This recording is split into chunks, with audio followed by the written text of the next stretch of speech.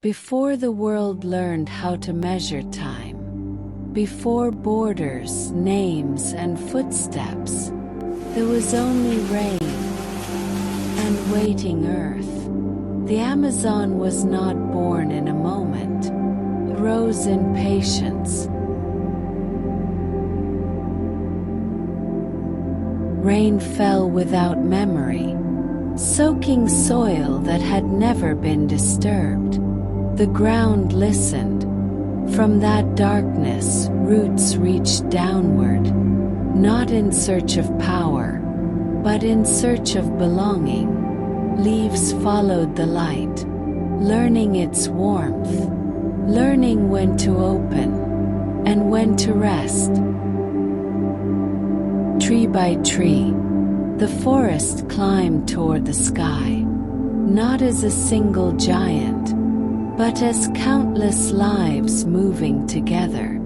Vines stitched the canopy like veins, carrying life between trunks that stood like elders. Nothing grew alone. Water found its voice. What began as a whisper became rivers that carved memory into the land. They fed the roots. They taught fish to move like thought. They taught the forest how to breathe. With every river, the Amazon grew wiser. Fire came. The forest bent, but did not vanish. Storms came. Trees fell.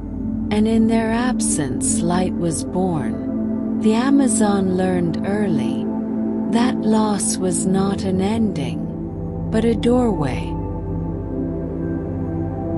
This forest did not rise by conquest. It rose by cooperation. Every fallen leaf fed another life. Every shadow created space for growth.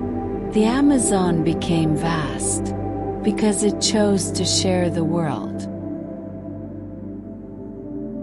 Much later, humans arrived, listening at first, stepping into a story already ancient.